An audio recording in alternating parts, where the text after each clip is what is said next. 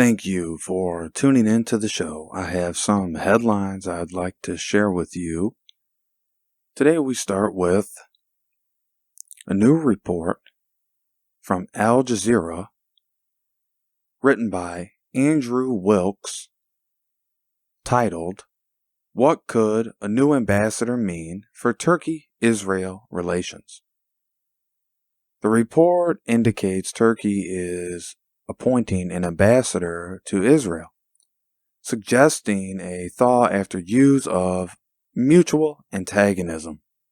So from Ankara, Turkey, according to this report, Al Monitor was quoted as having well-placed sources that Ankara in Turkey has picked Ufuk Ulutis to lead efforts to build bridges with Israel, figuratively speaking. Ulutis currently heads the Foreign Ministry Research Center, but is not a career diplomat. He previously led a pro-government think tank. So let's step away from this article for a second. So one thing we know that's good about Ufuk Ulutis is that he's not a career politician. Now, you must remember government think tanks are something we have here in America. They go both ways for big government and for limited government. Some work I admire and some I don't think serve the best interest of the people. Much is unknown about the pro-government think tank Turkey's pick to Israel Ufuk Ulutis worked for. We do know, however, from this report that credible sources have said Ufuk Ulutis is pro-Palestine. The report goes on to talk about the United States' decision to recognize Jerusalem as Israel's capital, and the harsh Israeli response to Palestinian street protest that followed led to another collapse in the relationship, with both sides cutting top-level diplomatic ties in May of 2018, but retaining their embassies and consulates. So let's step away from this for a second here and unpack this. So here in America, because of the leadership behind President Trump, we recognize Jerusalem as a capital city of Israel. However, the state of Palestine claims Jerusalem as their capital city. That fact is not discussed in the media, but a very real reality in this region. The report goes on to talk about things were not always so traumatic. And we get a small history lesson here. So Turkey was the first Muslim majority country to recognize the state of Israel in 1949. And throughout the post-war period, these countries enjoyed warm relations as two non-Arab Western-oriented powers in the region at that time. And moving forward, before 2002, Erdogan's ruling Justice and Development Party had been coming to power. That power generally fostered close ties with widespread cooperation on defense, trade, and tourism. Very important pieces to the economies of Israel and Turkey. So Erdogan visited Israel in 2005. He was offering to serve as a peace envoy over the occupation of Palestine. But Israel's attack on Gaza in 2008 and up to 2009 soured links with Turkey, Turkey describing this incursion as state-sponsored terrorism. Now, despite this, the article goes on to tell us that the annual trade between the nations has hovered between $4.5 billion and $6 billion over the last 8 years. The first 10 months of this year saw a trade of more than $5 billion, according to the Turkish government's statistics agency, and that is during COVID. This is all happening during COVID. The trade is outstanding and outperforming expectations. And that's something that is also not talked about in the media, that the trade between these countries is as powerful and as strong as it is. So the article will go on to talk about Turkey's president in Erdogan. He has this anti-Israeli rhetoric he will throw around. Now, Liesl Heinz makes a great point here, and this is the most important point of this whole article. When Erdogan supports Palestine, he wins support from other Muslim populations. When he defiantly confronts Israel, that wins him the nationalist support at home and abroad. So the reason for this rhetoric is really two-pronged. And I really felt like that is the most important part of this article, to understand why Turkey's president Erdogan is fueled by this rhetoric. And it's not to say that Bibi Netanyahu doesn't have rhetoric of his own, but it's important to understand this. Now, what we want to talk about here is the path Turkey is on. Now, I believe that this path that Turkey is on is alienating them from peace. I really do. I understand the Nagorno-Karabakh dispute, and they do have sound reasoning behind supporting Azerbaijan, even though I love Armenia and the Armenian people, and they too have sound reasoning behind the disputed territory.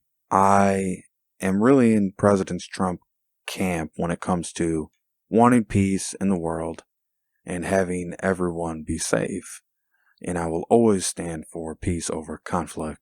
Turkey is really feeling the sanctions of America after the S-400 missiles they purchased from Russia. Let's understand something together. U.S. intelligence and the State Department know that Turkey having these missiles increases their power in the Eastern Mediterranean Sea, where Turkey is on an energy exploration that has angered the European Union, that has angered Greece, that has angered the Republic of Cyprus. So you're seeing this play out in the Eastern Mediterranean Sea, where everybody in the European Union is seeing Turkey as a threat. And now having these S-400 missiles and being able to fire them at long range presents even more of a challenge for the European Union, presents more of a challenge for Greece and the Republic of Cyprus. This is something that is going to continue to bubble because I don't see a remedy besides more peace talks and adopting some type of peace accord here.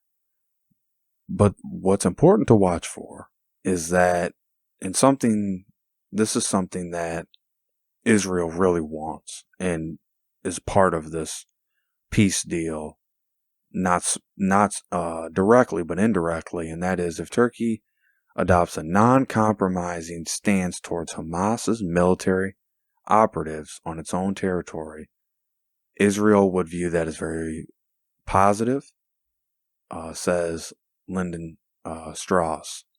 That is something that we have to wait and see. Will Turkey take a hardline stance against Hamas, which is a state sponsor of terrorism? And if they do, what exactly will be the consequences for Turkey, and what will be the consequences for Hamas? That is something we will watch and develop, and I will bring you more of those type of headlines as they roll out. And I'd also like your comments and appreciate your feedback on this issue.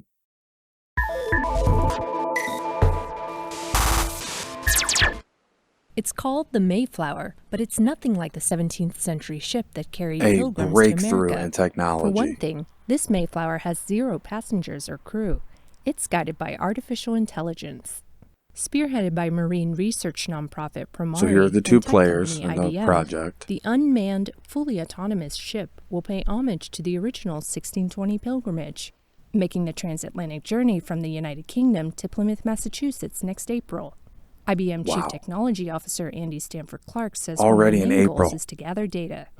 To help us understand more about the impact of climate change on the That's ocean important. and the impact of our pollution of the ocean. Bingo. Unmanned vessels with autonomous capabilities aren't new. No, they're not. But they're usually radio-controlled or programmed to travel set routes. The Mayflower will direct itself. Wow. Once Do you it's hear out to that? sea, out of It's going to 4G direct range, itself. it's completely on its own. We hope to get satellite communications to it, but we're not relying on that. Wow, not The even ship relying needs on to satellites. be able to sense and understand its environment on its own and make decisions on its own. That's where IBM's Whoa. artificial intelligence and machine learning comes into play. It's been trained on thousands of images of things that we've seen in the ocean. The IBM AI system recognizes what these images are, and then the AI captain decides what course it wants to steer. Working in tandem with That's onboard so cameras incredible. and sensors, the vessel will also be conducting various science experiments. The researchers know success is not guaranteed. Cameras are going to break. They'll get covered in water droplets, may not be able to see very well out of them. It's dealing with all of those little things and designing the system to accommodate those failures. 400 years later, the technology has undoubtedly evolved, but the enduring spirit of the Mayflower remains. Tina Trin, VOA News, New York. Beautiful. What a beautiful project. So you heard it here. Fully autonomous ship. No crew.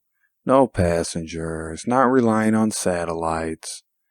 And this is definitely a breakthrough in modern technology, and I couldn't be more proud. So hang with me here. We're going to do a prayer together, and that'll be the end of the show. For the verse of today, Romans chapter 12, verses 17 through 18, from the King James Version of the Bible. Recompense to no man evil for evil. Provide things honest in the sight of all men. If it be possible, as much as layeth in you, live peaceably with all men. That's the end of today's verse. And for today's prayer, it's a short prayer, and I'd ask you to join me. Forgive me, O God, for the grudges I've harbored and the evil things I've thought about others. Help me to see and to value them as Jesus does. In His name I pray. Amen. Thank you for watching today's video, and I really do appreciate it. Please check out the podcast anchor.fm/Preston Super Show. Check out the other videos on the page. Like and subscribe. Show your friends. Contribute if you will. Not expected, but it's appreciated. And just like the hands of time, I'm turning it over to you. Good night, everyone.